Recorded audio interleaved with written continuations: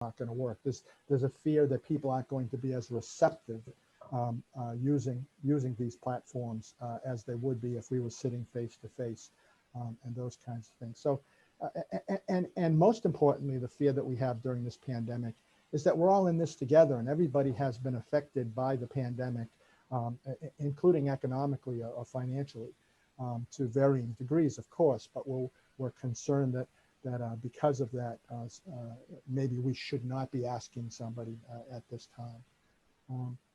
Rick, can I pause you? Some people are having a hard time hearing you. If you could speak a little bit louder or Yeah, closer to really. the microphone.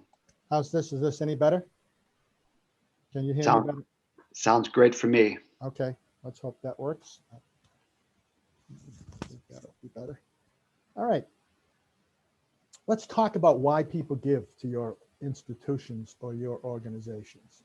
There are lots of reasons, obviously. You know, I often hear people talk about the mission of the organization. I hear people talking about how people support your institution or organization because they've benefited by the work that you've done, or somebody that they care about has benefited by the work that you've done. I hear about people giving because not only do they believe in the mission or the cause, but they think that you're using their money wisely, and that sort of thing. I hear about people talking about they feel like they're giving because they're meeting a particular need, an important need. Those are all reasons that people give. But this acronym that you see on your screen right now, PGT, PFP, is really the most important thing that you can remember today. And I would ask you to jot it down if you can, PGT, PFP, and we'll talk about that more in a moment. If I was to sort of summarize the reasons that people give to your institution or organization, I might do it this way. I might think of it in terms, first of all, of the case for support, that you have a strong case for supporting your institution. But then I'm going to talk about the benefits and the beneficiaries, okay? Who's going to benefit and how are they going to benefit? And the third would be the ask, how we ask, who we ask, when we ask, all of those things. And we'll talk a little bit this morning about how the ask is changing a little bit. And PGT, PFP, I guess I'll get into it right now. Really, people don't give to your institution or organization. People give to people, for people. People give to people, for people. And that's really the most important thing that we can remember today. All good fundraising is personal and it's relational. That's the to people part of that equation. Sometimes I say people give through people, for people. And that means the people who are doing the ask, that's the to people. They're giving to people or through people. And that's really important because fundraising, good fundraising, really is personal and it's relational. The methods might be changing right now in terms of how we ask, but the motivation to give very much remains the same. Motivation to give remains the same, and that's very important for us to keep in mind. Someone came up to me after a workshop one day and said, you know, Rick, I hate to ask people for money. And then she said, but I love to ask them to do something important with some of their money.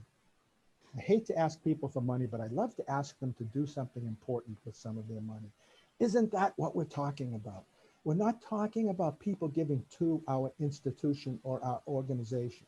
We're asking people to give to or through us for the people that we're going to benefit. Okay, and that's what I'm talking about when I say that we want to ask people to do something important with some of their money. And I'll tell you, in the 35 years that I've been working in this field, I've never met anyone who gave us all of their money. It's just some of their money.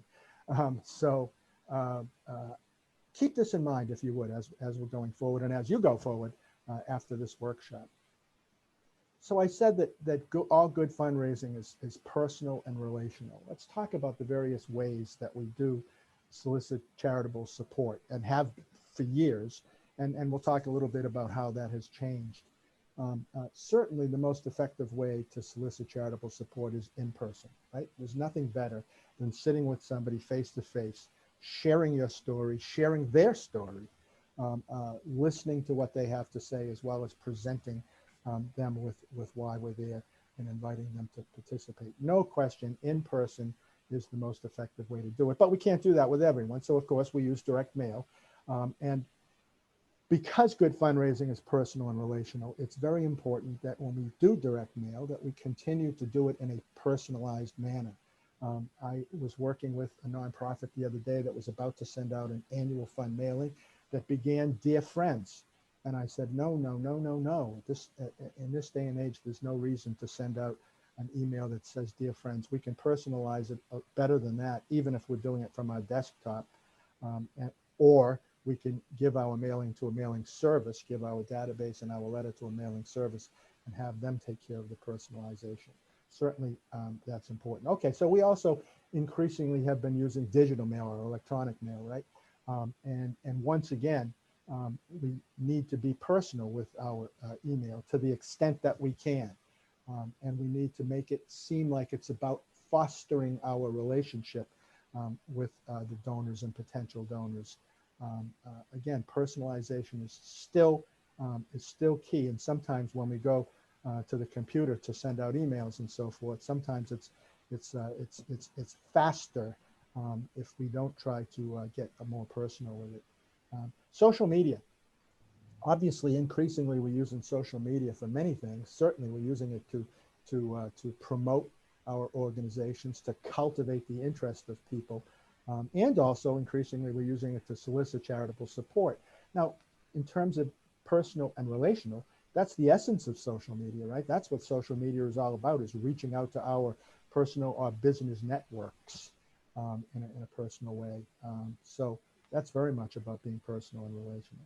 And then special events, special fundraising events in particular, which a lot of charities, a lot of nonprofits have in the past relied perhaps too heavily on special events fundraising, but nonetheless, it does have a place. And that's certainly one of the areas that is changing right now. And in a little while, Sharon is going to share some more thoughts about special events these days. And of course, video conferencing is becoming something more and more common for purposes of communication, but also specifically for purposes of solicitation. Rick, excuse me for interrupting. Some people are still having a hard time hearing you. Is there any way you can turn your mic up, possibly? Yeah, it's the first time I've ever had a problem doing that. Sorry about that.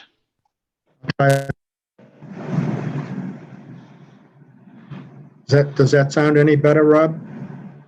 Oh, yeah. That sounds Okay. much better. All right, good. All right. So special events fundraising, obviously, this is one of the areas that has changed dramatically. We have had to go virtual with with most of our special events, and so we'll spend some time talking about that. And at this point, I'm going to turn it over to Sharon because Sharon has been involved with a number of special events, directly involved with a number of special events recently, and I'd like her to talk a little bit about her experiences. Sharon? Good morning, everybody.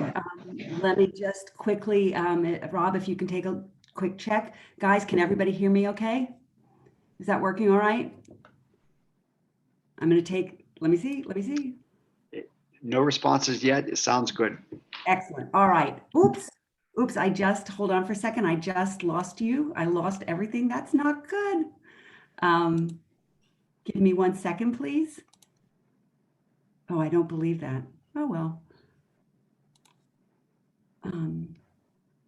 What happened, Sharon? I've lost the entire, I've lost the Zoom screen. Here it is, I think. I don't see anybody or anything. Are you seeing our slides? I am not seeing our slides. I'm not seeing you. So, but not to worry. Sharon, we can see you and we can see the slides. So you're good to go. Fantastic. So what I'm going to ask, Rob, if you get a comment or anything, I can't see the chat either. So just please let me know. Well, one of the questions that I'm seeing here, Sharon, I think you'll get into. This person says, "I'm in my new role and have done little fundraising to date, but I'll need to be asking our yearly sponsors to re-up soon, and I can't go meet with them. How do I build a relationship in this environment?" So that's a great question and is something that we will cover because one of the things Rick just said is that in person is the strong ask. And that's the best way to approach a potential donor. But what we need to recognize is that we're in a pandemic. And right now, the in-person, as we've defined it, is not really an option for us, particularly as it starts to get colder. And so that's where virtual sort of kicks in. And one of the things that I want to talk about is creating the new tradition of the virtual ask. And it's been framed around special events, but with your sponsorship ask, you reach out in the same way that you would on a personal basis, but you try and do something that's visually connecting you across a digital platform.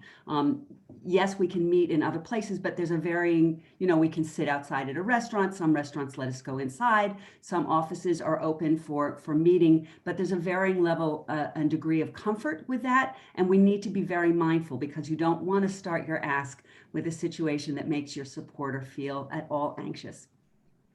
And we'll talk a little more about that in terms of opportunities to increase sponsorship or really leverage the fact that we're in a digital age on a sponsorship, on a virtual way. But the thing about special events or any of the events that you run as an organization is that basically what you're doing, at the core of what you're doing, is trying to bring community together so that they will in turn learn more about who you are and what you do, and being moved to support you, be moved to support the people that you touch, the people that you are, going back to people give to people for people. So why do you do these events on a virtual basis? And what's the advantage? Is you're still doing it to connect. It's for many of us, with the in-person event being the one way we annually look for donations or funding, the best practices of fundraising don't change because it's virtual. What really changes is the logistics. You're still looking to connect. You're still looking to engage. I'm afraid that the virtual event is not a temporary solution. And at the same time, as we get more used to it, the bar is being raised a little bit. I look around now and I see marketing teams developing targeted groups within their practices to guide us as we try and go virtually, whether it's through branding tactics or marketing. They're really looking to bring a new level of implementation to our virtual events, more like what we were able to do with in-person events without replicating them. But the idea of creating a picture of who you are and telling your story remains very important. The idea of identifying and tracking your attendees, registration is great, but it doesn't always give you the information you need, because so many of our registrants don't always attend. That's on the climb, actually. The most Forbes reports that most recently we're up to 50% of attendance to registration, which is a great climb from where it used to be. It was below a third when we started doing this. But many of our platforms that allow us to connect virtually are now offering unique time and date stamps when people actually log in. So you can then use that to see who was really there, and then integrate that data with your traditional data collection, your traditional CRM, so that you get to see, you get to make a piece of who's connected with you on a virtual basis and what their interaction with your organization is. The other difference is that it removes a barrier. So this is an advantage. It removes a barrier to attendance and participation, and gives you a chance to provide a full experience that's sort of interesting and interactive, even like what we're doing right now. If I hadn't lost my screen, heaven knows what you see of me, but even what we're doing right now with being able to share our ideas, our questions, our observations through chat is very interactive. And because it's silent, it allows for an experience that we might not be able to have in a more typical in-person event. And what's coming is that, as I mentioned, with the increase in active participation after registration, we had, so I'm with Groundwork Lawrence, and for the time we ran our 5K, our Greenway 5K virtually.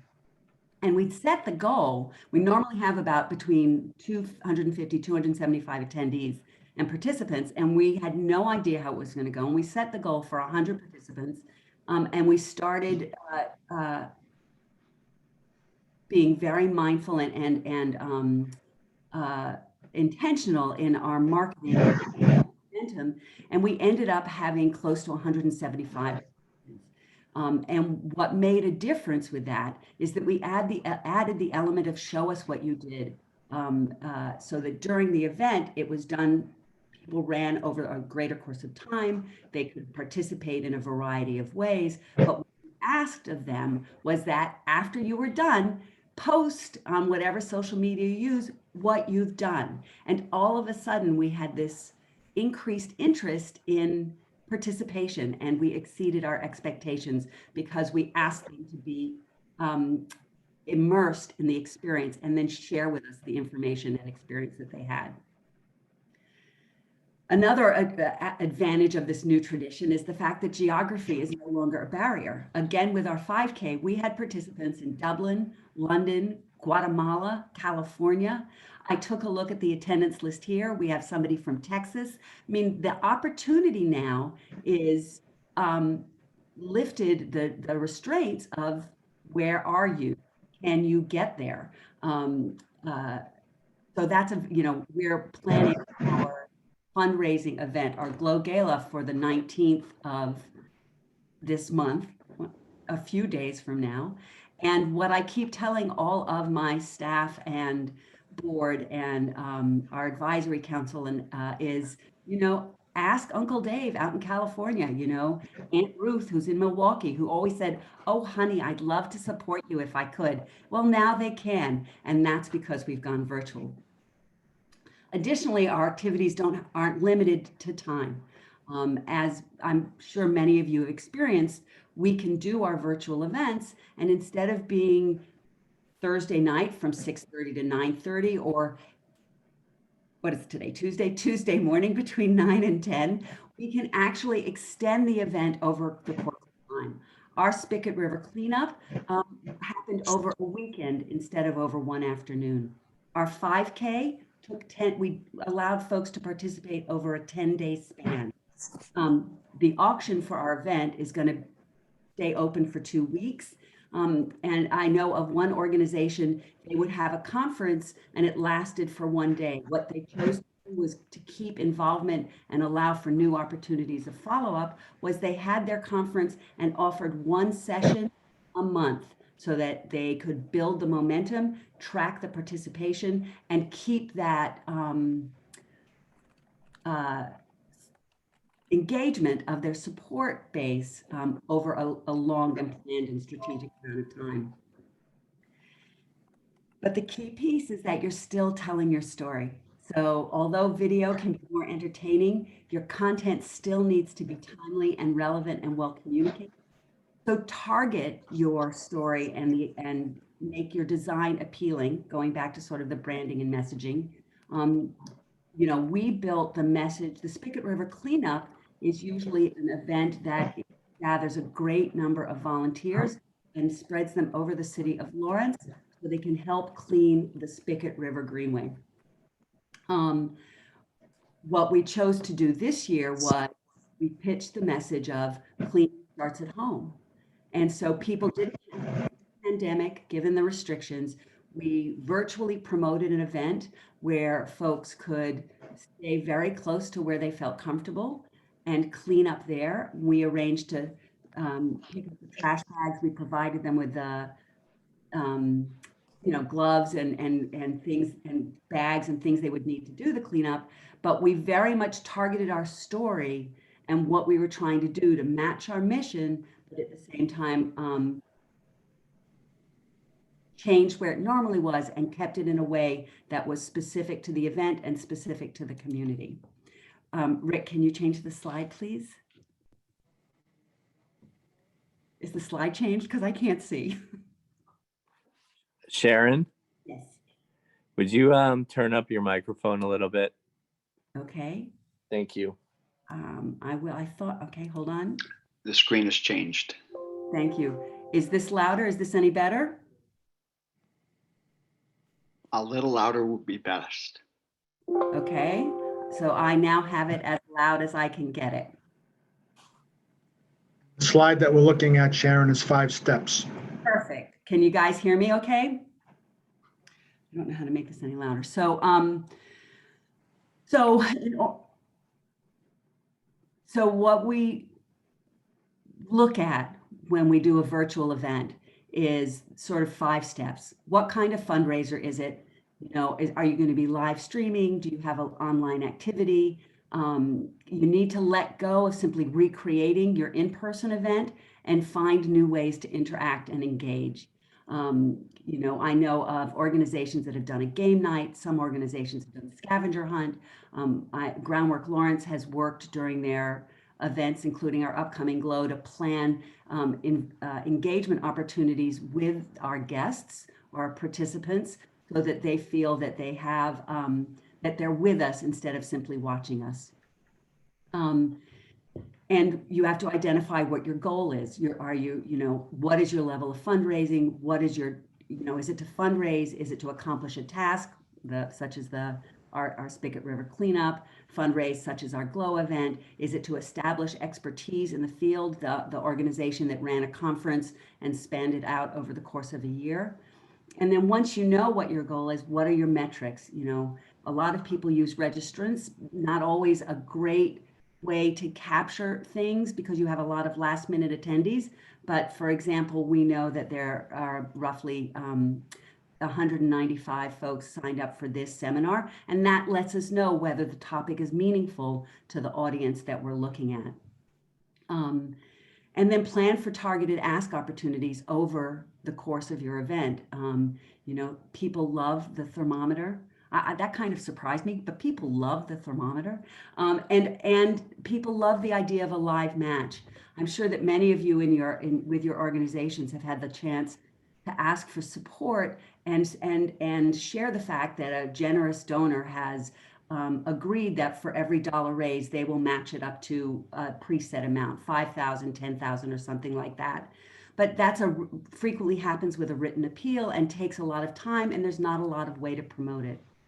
With the virtual event, what happens is you get to see it in real time, and it builds a momentum and an energy and an excitement that actually elevates the opportunity for the live match beyond what it normally has in the more traditional presentation. You want to take a look at what your event timeline is. What are your logistics? What's your run of show? What can you do to support, as I keep saying, your guest or audience participation? Can you integrate a survey or a poll? Many of the platforms allow for that opportunity. Can you do breakouts with small group discussions, like in chats and breakout rooms? And make sure that you map out over the course of the event, no matter what it is, how you're telling your story, where it is in your pre-marketing, your actual event, and then in your follow-up. And then publicize. Push, push, push across all formats. Just push. Make sure people know that it's happening. Make sure they know how they can get involved. Make sure they know that it's virtual. Include your instructions on how to participate. Link to the donate page or your platform. And bring in people to help you publicize.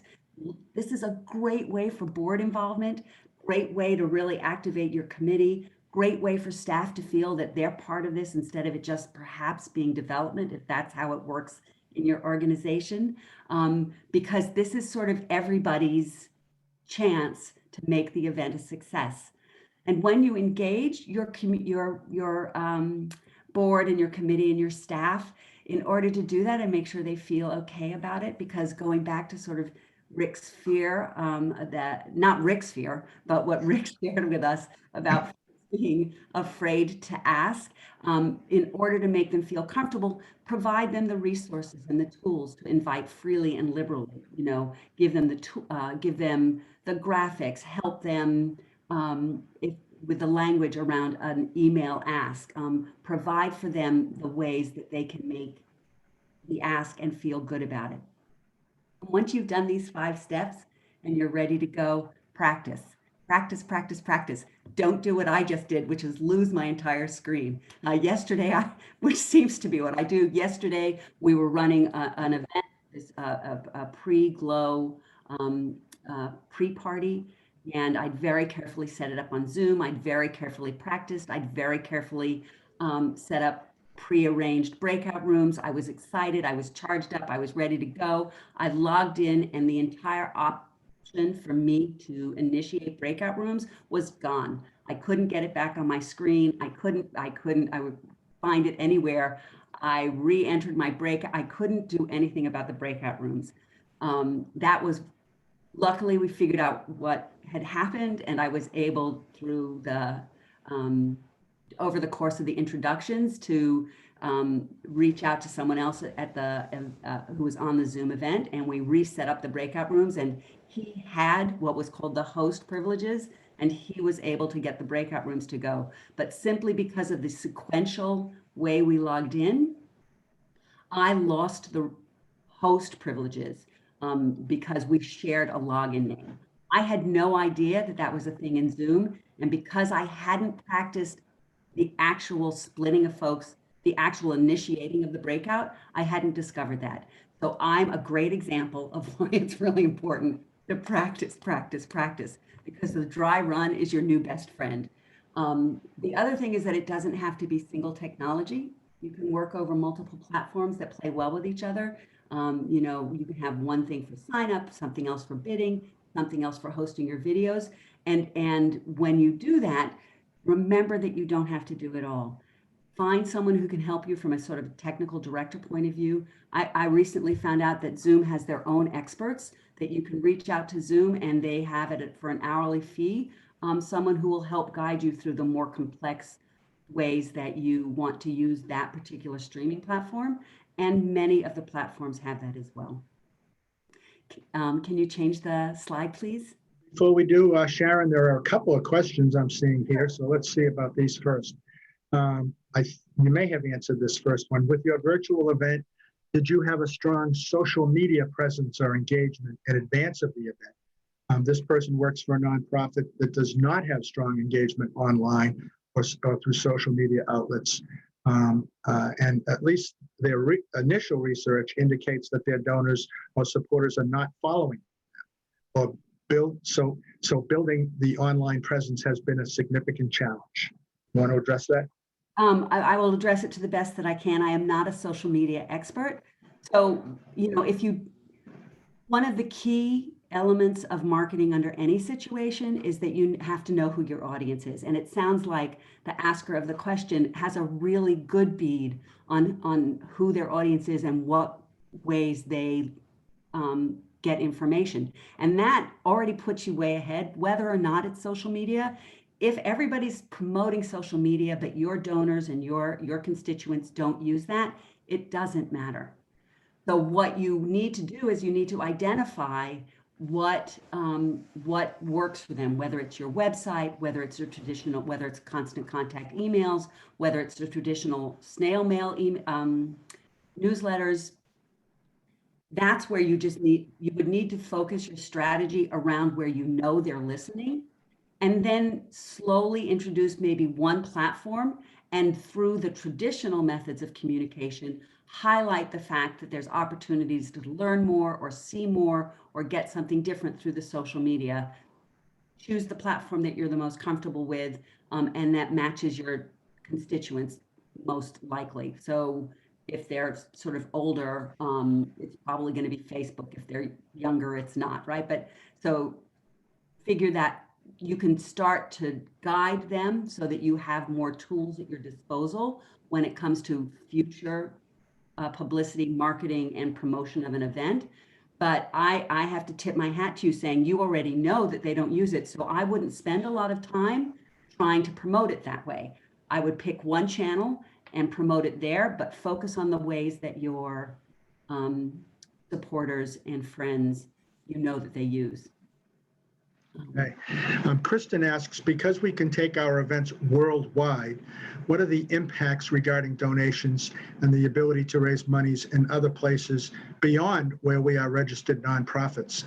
Legally, do we need to do additional things to follow other state laws? Let me first say that Sharon and I are not here to provide legal advice, so I would encourage you to seek that from the appropriate person. Having said that, I have heard some people asking this sort of question in other workshops that I've been involved with, and I've gotten contradictory feedback about this sort of thing. So I really would encourage you to reach out to an attorney who has a lot of experience working with nonprofits and ask that question there. I'm sorry, we can't do better than that unless you can, Sharon. No, I can't, but Kristen, what a great problem to have. So, you know, but I agree with Rick. Neither of us are lawyers. We wouldn't be able to speak to that at all. But it is a great question and a great problem to have. So, so good luck with that. Sharon, we are on the use the tools you know slide. Okay, so charging right ahead. So with all of those steps, right, the 5 steps of what you're going to do and all of these opportunities that you have, the other thing is that you don't need to be perfect and you don't need to know it all. This is brand new territory for most of us. If it's not brand new for you, there's a huge market for you to be sharing your expertise. For most of it, we are going from work that we're familiar with and relatively comfortable with to trying to do the same thing with a very different format. And so I wanted to just say you already know the tools we're going to use, that we're going to, you know, prior to your event, during your event, and after your event, if social media is something that your organization uses, even if you're sort of new at it, even if you're developing if you're growing your followings on one platform or several platforms, don't underestimate the power of it. More and more organizations are finding that is a huge avenue to an audience that knows of them but hasn't really been paying attention to their prior marketing. It's also a great way to increase the demographic of your reach. So if you have the opportunity to do it, the mighty hashtag, you know, I can't say, I'm of an age where I didn't grow up using social media. So I am always impressed by the ease with which my children or my colleagues gather up opportunities to share information through social media and the power of the mighty hashtag. Everything that we send out has a hashtag at this point so that can help us share the information. During the event itself, almost every platform you use has an opportunity similar to Zoom like we're using now, that with a chat bar or a messaging bar, and use it. You know, we're already used to texting, we're already used to messaging, you know, whether it's GChat or whatever. Just take that to your event. Say hi when someone logs in. Say thank you when someone makes a donation. Doing that reinforces the inclusion aspect for our guests, but also taps into something that you probably do all the time. You probably reach for your phone and text piggity. I mean, just like really just very naturally. And it's the same thing to do it with the event. Because suddenly when you do that, your guest is not alone in their room in front of their computer. They're part of what you're doing. And as you do this, for your marketing, one of the things that we found to be very helpful, you know, as you start promoting it and you're looking at ways to share information about it, is that from the date of the first date of your event, back out 6 weeks and identify a message a week, so that you can build a consistent campaign that takes your momentum in a lovely arc to the date of your event. And then you can build things around it. So you know what messaging you have for each week, and then you can plan how you're going to get that messaging out. And the other thing that we found very useful was the development of a social media kit. Get those banners for the different platforms ready. Have shareable invitations that your community can easily share without having to struggle. That's been a very useful tool.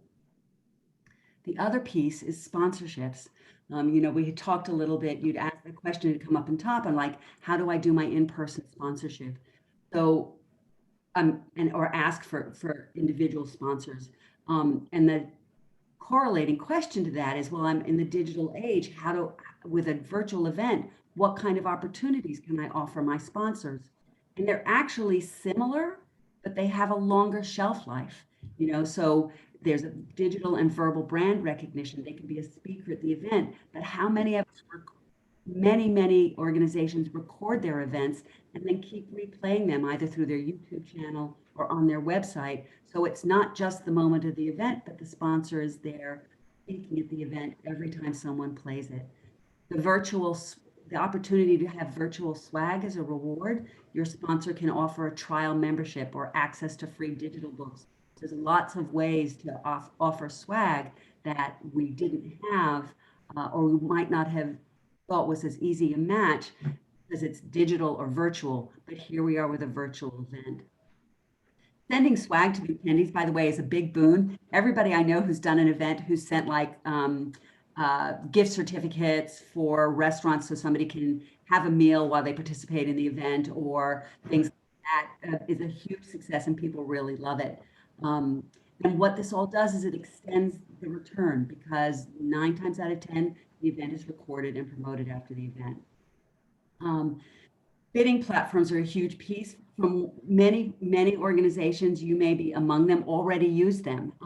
And more of them are actually incorporating having a live stream, so the story that you're telling be part of their platform so that our guests can watch the event on the screen and have access to bidding if you're doing an auction or just donations right there without having to switch away from it, similarly to what I did here with the Zoom, so that they're right there the whole time. You don't risk losing them.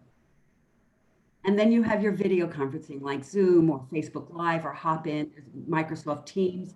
There's tons of them and there's more every day. And so my recommendation is go with what you're familiar, go where you're comfortable, go based on the size of your event. And remember that there's absolutely no need to be perfect, that we are all in this together, and that our audiences are very forgiving, that they're in this with you, they're there to support you. And one more slide, and then I'm really quickly. Before we do that, no, we're fine, Sharon. Before we do that, there are a couple of questions. First of all, one question is about asking men versus women, and I'll get to that later on. Also, Chuck gave us a reminder, and Chuck, I thank you for that. I'm going to share your reminder a little bit later on in the presentation. And then Cheryl asks, you referred to the mighty hashtag. Cheryl asks, how do hashtags work? So what happens is with a hashtag, and Rick, if you know more about this or if you used it differently, let me know, is that it's the creation of identifying short phrase preceded with a hashtag that's used primarily with Twitter, but that people use on Facebook. And what it does is if people comment with that hashtag, if you enter that hashtag in either one of those platforms, you will see a whole host of conversations that come up. There's not, unless it's changed, there isn't anything proprietary about it. So if I use hashtag GlowGala 2020, and there's an MSPCA out in Kentucky that also has a GlowGala 2020, and we both are using that hashtag, I will see any of my any comments that are related to my hashtag and any of the Kentucky Animal Protection agencies as well. But it allows for a conversation and a momentum and an excitement over what you're doing. If you're posting pictures, they will all come up if they have that hashtag. So it's a great way to link people who don't know each other or communicating and don't know that they're communicating about the same thing with other folks that are communicating about the same thing. And again, it makes you feel included. It makes you feel like you're part of the event, and it builds an excitement over not only the event, but your organization as a whole. Yeah, I think that's well said. I would also, maybe another way of looking at it as well is to say that it provides a shortcut to reaching a targeted or a specific network of people with common interests. So yeah, that's right. Let's see if there are other questions here. That's it for now. Okay, and remember. So you may have heard this once or twice, but people give to people for people. So with all of this, and I know I've just shared an awful lot of information, but with all of it, don't forget your story. The work that you're doing is really important, and it means a lot to a lot of people. And that's what they want to know. They want to know the story. Focus on your mission, create your ambience, find ways to be interactive, and pre-plan your follow-up. The visual is your best friend. One of the favorite pictures we've ever taken is of the young girl in the far right corner of this slide. She was one of our younger participants in our 5K, but why I look at her and I am filled with joy. And if ever there was an example of a picture's worth 1,000 words, that's it. And the visuals are part of how you get to tell your story. So don't forget that.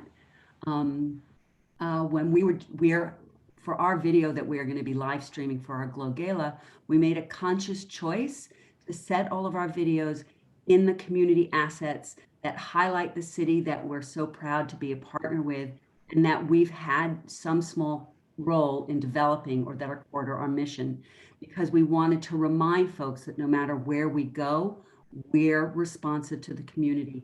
We're a partner with this city, with the city of Lawrence. And by doing that, even if it's no words are spoken, we're sitting in some of the most beautiful places outside in Lawrence. Part of what Groundwork Lawrence does is we encourage healthy, active lifestyles, and we activate and create open space, parks and pathways and greenways. And so by doing that, we're telling our story just through the visual, even if we don't say a word. With our 5K, which I said, a huge bonus to that was having folks post about their experience right after they completed their run. I did it. Oh my God, I looked so sweaty, but I was really, really proud. After the event, we just made a collage of all of the participants, and we shared that on our website and in our newsletter and on our social media, so that, again, we were telling our story of the community coming together in an event that got them outside.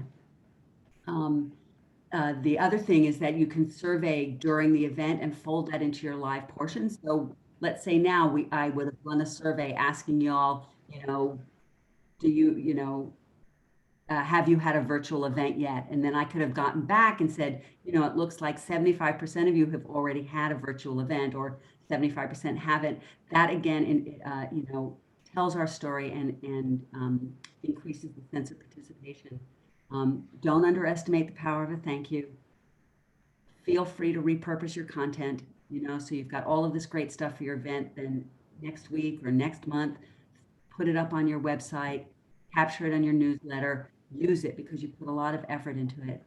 Following up is key. You want to leave your attendees feeling positive, but you want to make sure that you follow up, which isn't that always the rule in fundraising and development. But you just don't want the next time they hear from you to be the next ask. But most importantly, stay focused on what you're trying to do. Tell your story, and everything else will fall into place. Sharon, quick question. I'm sorry. Take it, Andrew. Yeah, someone in the chat brought up what is swag? Oh, that's, I keep pretending like I'm going to the Oscars. So swag is basically just fun takeaways or giveaways. So we have a swag would be a water bottle with your logo on it, or any small gift that you're giving to your guest is considered, if you've got a t-shirt that you get for your event, or little giveaways that are either branded or from your sponsors, or something that reflects your event, that is a gift, is considered swag. I bet you it stands for something, but I have no idea what. One of the, thank you, Sharon, and feel free to jump back in, Sharon, if you think of something else. But one of the, this terrible pandemic has certainly created fundraising challenges for us. I'm sure most of us, if not all of us, have experienced that in one way or another. But Sharon also points out that this pandemic has provided us some fundraising opportunities. And one of those that you just spoke about, Sharon, I want to reiterate, and that is that there are no boundaries in terms of people becoming involved, whether it be in our special fundraising events or whether it be our reaching out to them in a personal manner, virtually, but personally. And so it has provided us some opportunities, as Sharon has pointed out. Let's move on. A few other quick other considerations with regard to going virtual. Sharon spoke a little about the various channels, but multi-channel outreach, if you're able to do that, is very, very important to try and reach more and more people, the masses of people, and that sort of thing. Frequent reminders are very, very important. Communication is more important than ever. So keep in mind that you can do some pre-recorded messaging as well as some live streaming, and sometimes a combination of the two can be very useful. You want to keep in mind the ease of participation, IDs, passwords, bidding opportunities, etc. They need to be easy. They need to be made easy if we expect people to participate. And you need to look at what are the best software or what's the best software or what are the best platforms for your event. Explore that a little bit before you make that decision. And you might consider professional assistance, and by that I mean some of the more technical assistance, whether that be using an event planner that's done a lot of virtual events, or whether you're thinking in terms of someone who specializes in the audio or the video services, or another technical person, such as Sean, who's involved with this, has been extremely helpful in terms of the technical aspect of this webinar. And as Sharon mentioned, it's really important to practice. One of the things that I want to keep in mind, and this, one of the questions that came in relates to this as well. The decision to give, the decision to make a thoughtful contribution is first an emotional decision, and only secondly is it an intellectual decision. In other words, the first thing that we need to do is sort of trigger some emotions in someone. We need to have them feeling like, oh, I need to do something. I need to help. Yeah, I need to help this. And then they begin to think about how much can I give, how can I give, when can I give, and those kinds of things. Triggering emotion first. A question came in about, do we ask men differently than we ask women? Years ago, we used to think that maybe we did, but for the past several years, we've shifted away from that. But whether it is a man or a woman, we want to trigger some degree of emotion in someone first. I'm not necessarily talking about getting someone to cry, though, by the way, I've had that happen on more than one occasion. But just even if it's just a twitch type of an emotion trigger, very, very important, very important. And I don't care whether we're talking about an agency that is serving the homeless and the poor, or whether we're talking about an art museum. We can still trigger emotions in the people that support us, the people that care about the work that we do. And it's very, very important to keep in mind. So I've talked about how this fundraising, good fundraising, is personal and it's relational, but now I'm adding the word emotional. So good fundraising is personal, it's relational, and it's emotional. Remembering both the TP and the FP part of that equation, PG, TP, FP. Remembering that people give to people, but also they give for people, the people who are benefiting by the work that you do and how they're benefiting.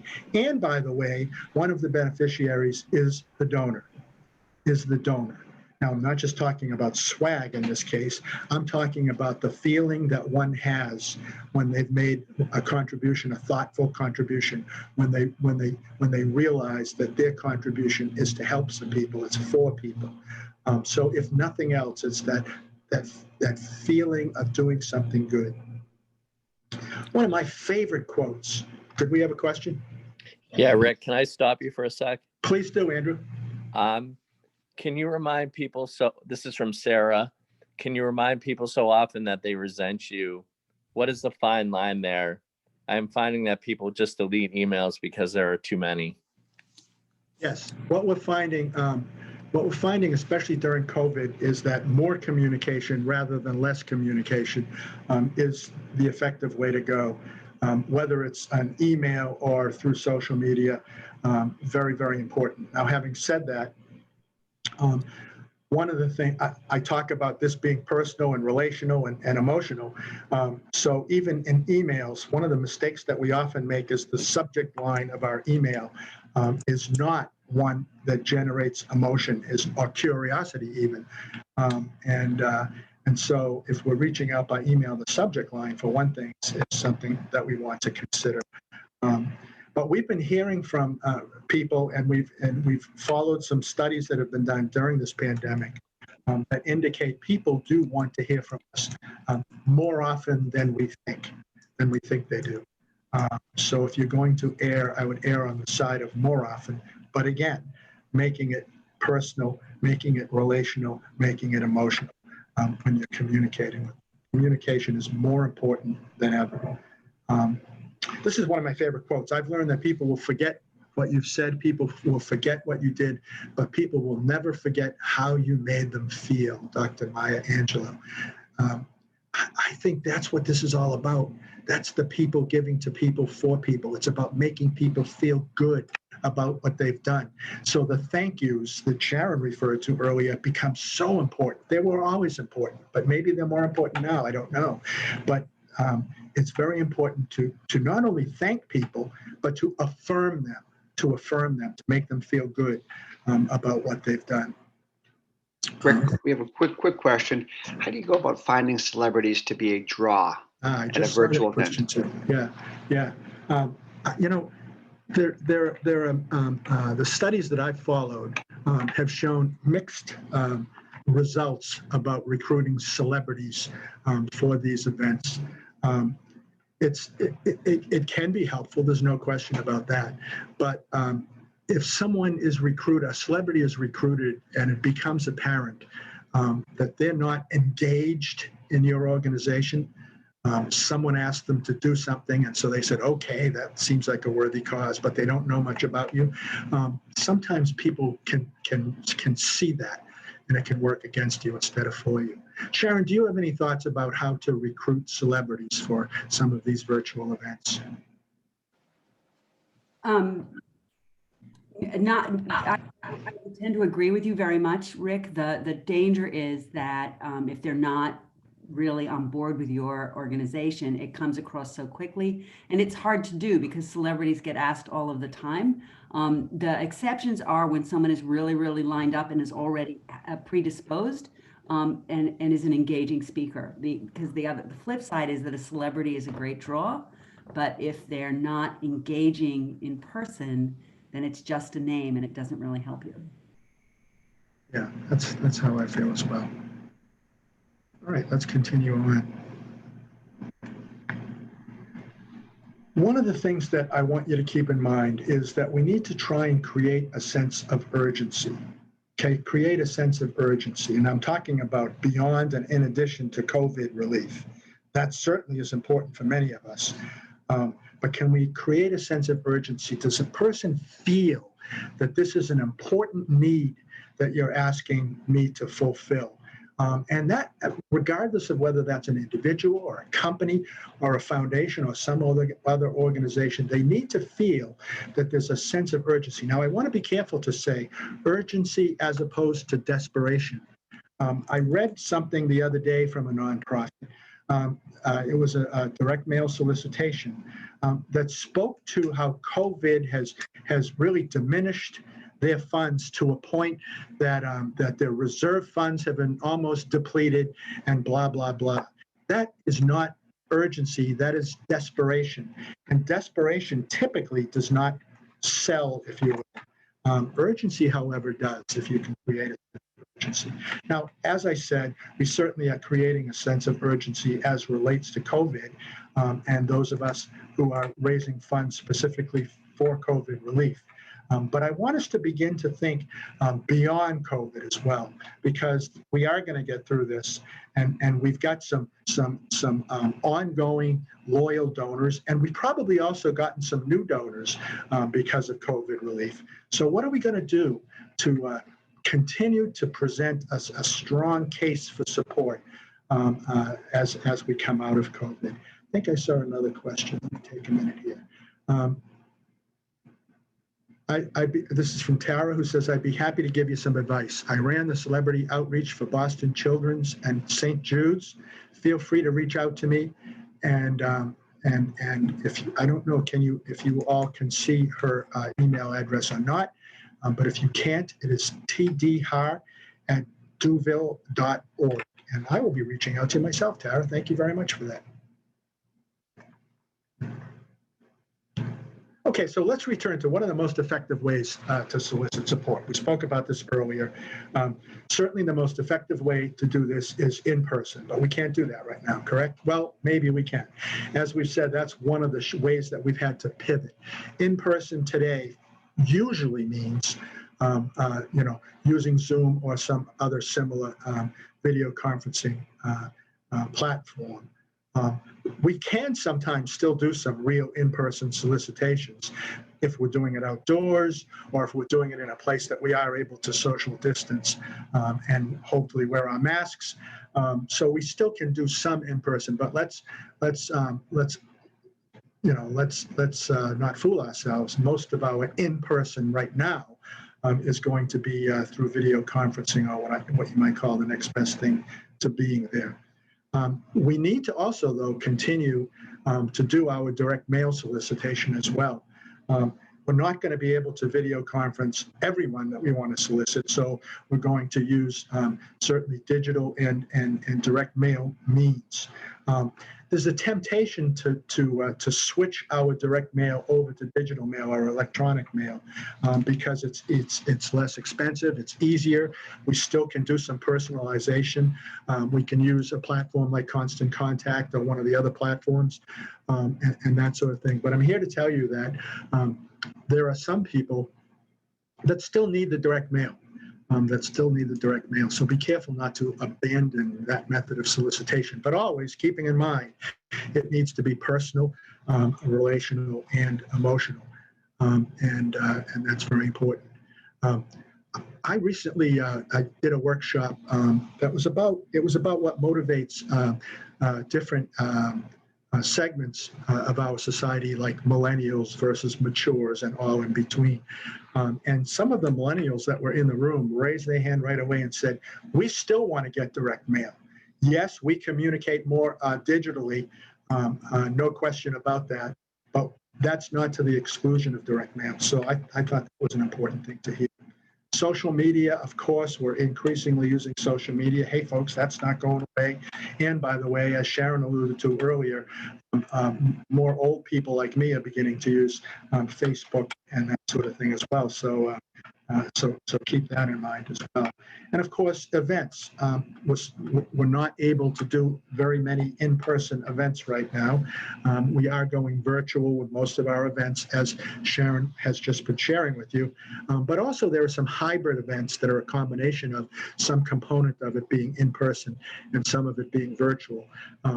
For instance, I'm going to be a part of an event very soon, whereby we're going to be live streaming from a studio about 3 or 4 people, and then the rest of it will be some pre-recorded messages and also some interaction via Zoom to make it feel like we're actually visiting with people like we normally would in an event. Always, the more personal the approach, the more effective is our solicitation. Regardless of the means that we're using, let's keep that in mind. Do you know your donors? Do you know your donors? What motivates them to give? What motivates them to give to you is an important thing to know. Who else do they give to? What else would they like to know from you? These are things that are very important. They always have been important for us to get a handle on.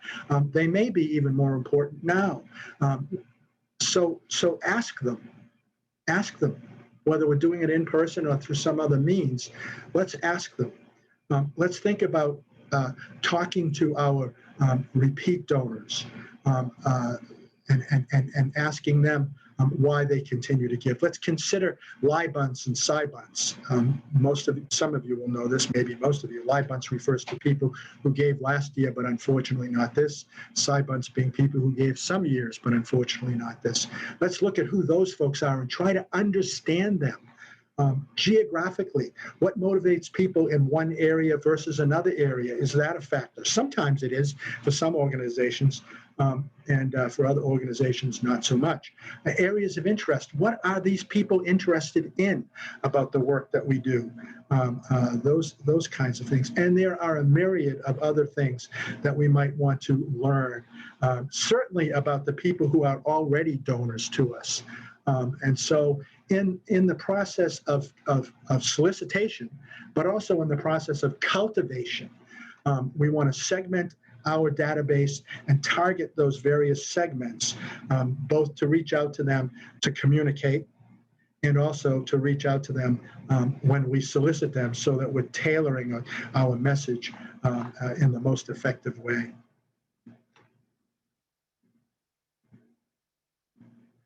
I want to remind you of a cultivation and solicitation cycle. This basically says, first we need to introduce someone to our institution or organization. Then we should inform them a little bit about what we do. Then we should further educate them about the work that we do and the people that we serve and how we benefit those people. We should try to find some way to involve them. Put your thinking caps on. There are many different ways that we can involve them. And then we should solicit them for a significant gift. And after we've done that, we should recognize them appropriately. Certainly that begins with thank yous, and then inform them about new things that are happening. Further educate them about the work that we do. Find another way to involve them so that we can solicit them again going forward. And I am certain that you have people right now that fall at any one of these points, that fall at different points on this cycle. You have some people that are well-informed and educated, and they're even involved, so it's time to go solicit them. But you have some other people that know a little bit about you, but not a lot about you, and haven't been that involved. So let's try to educate them a little bit more and maybe find some way to involve them. And I mentioned in this, and listen. I can't stress that enough. When I first graduated from college, I became a salesman, and I was asked to, and I was trained in the art of listening, if you will. The person who was training me said, "Rick, what you hear is so much more important than what you came to say.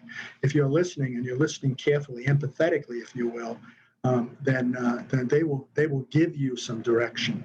So listen, and if necessary, ask them. Ask somebody things like, ask them what they think about something that you just shared. Ask them what they like about some of what you just shared. Ask them what they would like to know more about, so that we're tailoring our message to them. Ask people how often they'd like to hear from us. This speaks to one of the questions that came up earlier about how often we should communicate. We can, if it's a personal approach to somebody, we can certainly ask them that question, but also in a targeted email or a targeted video conference, we can ask that question of people. How often do you like to hear from us? We want to know, why do they give to you? Why do you give to our organization? What prompted you to give in the first place? Why do you continue to give to us? And we want to ask them things like, what other organizations do you support? And why do you support those organizations? We want to learn more about our donors so that we can continue to develop that relationship and foster that relationship going forward. I just heard from Touche that swag is driven by the phrase, stuff we all get. Thank you for that, Touche. Good to hear from you. I know Touche. Let's talk about the ask itself, the solicitation itself. I've talked to you about how the solicitation process is personal, I've talked about how it's relational. I've talked about emotional, triggering those emotions. But I also want now to have you focus on the fact that it should also be conversational. The point that I was just making about the importance of listening. It's not about telling somebody something. It's about sharing. It's about sharing with people and inviting them, encouraging them to share with you, because this is all about people giving to people for people. People giving to people for people, whether that's an individual or a corporation or a foundation or another organization. It's about people giving, first of all. Certainly with foundations, we can look at their guidelines and know what kinds of things they give to or where they give and that sort of thing. But more than once over the years, I've had a foundation executive or a foundation trustee tell me about examples of grants that they've made that were out of the ordinary for them. For various reasons, but it always came back to the message, the for people part of this message. So it was about the people at the foundation, about triggering something within them to want to make an exception to their guidelines. I've been with corporate CEOs or upper level executives at corporations that are interested in what we do, and the conversation with them clearly demonstrates that. I've had them, pick up the phone and call their human services office or their corporate contributions office and say, "Gee, I've got some people here with me that they just made a request that falls outside of our usual guidelines, but I'd really like you to think about how we can support them in some way." And that's because of the personal, relational, emotional, and the conversational ask. The new normal, what will it be? I don't know. I don't know what the new normal will be. I think that we will go back to in-person, face-to-face solicitation, but I don't think that we will abandon the video conferencing solicitation, the Zoom or other platforms that we use for solicitation. I don't think that will go away. I'm absolutely certain that direct mail is not, at least for the foreseeable future, going to go away. But increasingly, social media is going to play more and more of a role with our solicitation and other digital solicitation as well. But one thing that I know for certain is that the motivation to give has not changed.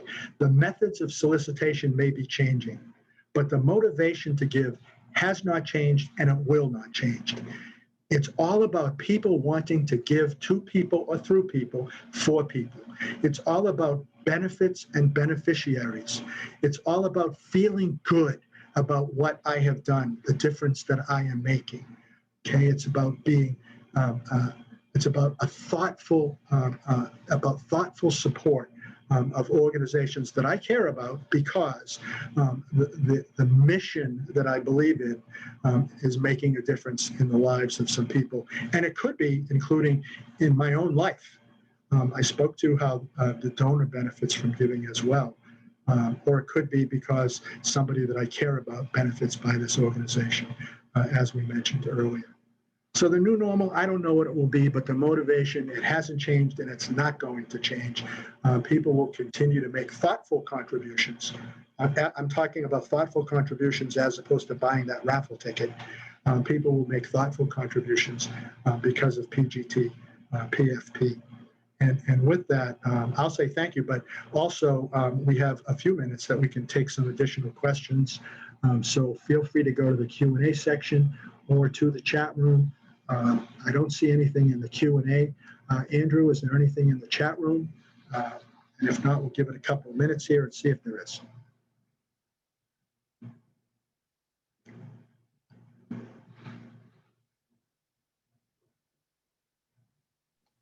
I don't see anything, Rick. I hope that means that we did a good job and not that everybody fell asleep. You did a great job. Rick, thank you very much. And Sharon as well. Rob, I see one question coming in, if I can interrupt you. It's just a thank you. Well, that's always great. Thank you all for those of you who are responding. Hope you enjoyed this. Go ahead, Rob. Thank you. And thank you very much for everybody. And Rick and Sharon, thank you so much for giving us valuable information at this critical time in the nonprofits' lives. One quick note, next Tuesday, November 17th, Enterprise Bank, along with other hosts are putting on the series of racial equity and inclusion, how to cultivate an inclusion mindset with Keisha Dixon. So hope you all can join us at 9 a.m. next Tuesday for that. So with that being said, Andrew, thank you very much for putting this together. And we look forward to offering you some other seminars coming up into 2021. Take care, everybody. Thank you, Rick. Thank you, Sharon. You're welcome. Thank you very much. Thank you all. Take care.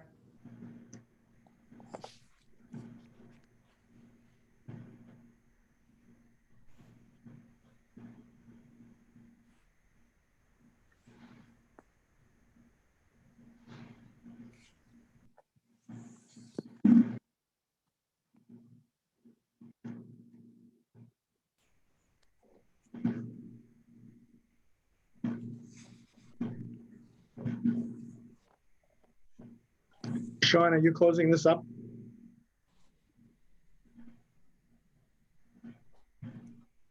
I will close it up. Is there anything else you guys needed? Good. Okay. Thank you very much. You're welcome. Thank you, Sean. Thank Bye-bye. you. Thanks, Andrew. Bye. Bye.